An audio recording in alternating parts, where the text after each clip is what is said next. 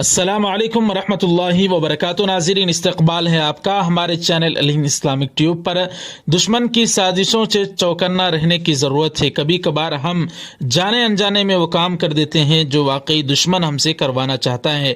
اسی طرح کی سازش کو مولانا ارشد مدنی صاحب نے بیان کیا اور پورے بھارتی مسلمانوں سے بڑی اپیل کر دی ہے کہ اس سازش سے مسلمان چوکنا رہیں اور اپنے آپ کو بچائیں۔ ناظرین، آج 30 مئی 2022 بروز پیر کو ٹویٹ کرتے ہوئے مولانا ارشد مدنی صاحب نے لکھا کہ فرقہ پرست طبقہ چاہتا ہے کہ مسلمان غصے اور تصادم میں سڑکوں پر آ جائیں۔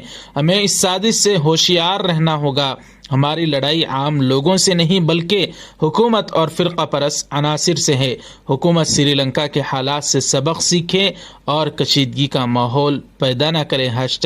#جمہوریت کو بچائیں۔ اس طرح سے مولانا ارشد مدنی صاحب نے ایک بڑی سازش سے بھارتی مسلمانوں کو واقف کروایا اور اس سے بچنے کو کہا۔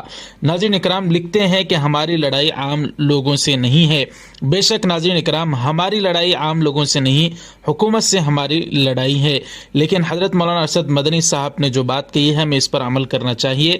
ایک اور بات ناظرین میں آپ حضرات کی خدمت میں رکھ دیں کہ یقیناً ہماری لڑائی کسی بھی عام آدمی سے نہیں ہے، لیکن اگر کوئی ہم مسلمانوں کو یا کسی کو بھی چھیڑ چھاڑ کرنے کی کوشش کرے گا اور لنچنگ کرنے کی کوشش کرے گا تو ہم سیلف ڈیفنس کے طور پر، جو ہمارا قانونی حق بھی ہے اور ہمیں اسلام نے بھی سکھایا ہے کہ اگر ہماری جان پر اگر کوئی لالے پڑ جائیں تو ہم ضرور حضرت مولانا قاری عثمان صاحب رحمۃ اللہ علیہ سابق صدر جمعیت علماء ہند کی اس بات پر عمل کریں۔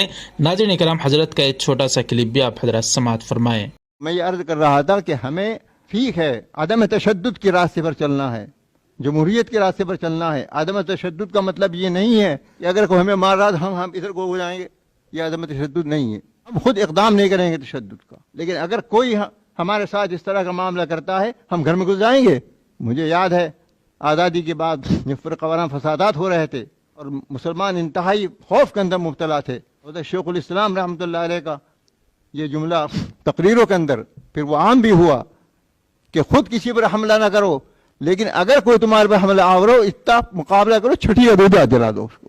آپ حضرات اس ویڈیو کو اتنا شیئر کریں کہ ہر مسلمان تک یہ پیغام پہنچائے، اور ناظرین اکرام اس پر آپ کی کیا رائے ہمیں کمنٹ کر کے ضرور بتائیں۔ ویڈیو کو لائک کریں اور اس کو خوب شیئر کریں، چینل کو ضرور سبسکرائب کر دیں۔ جزاکم اللہ۔ السلام علیکم ورحمۃ اللہ وبرکاتہ۔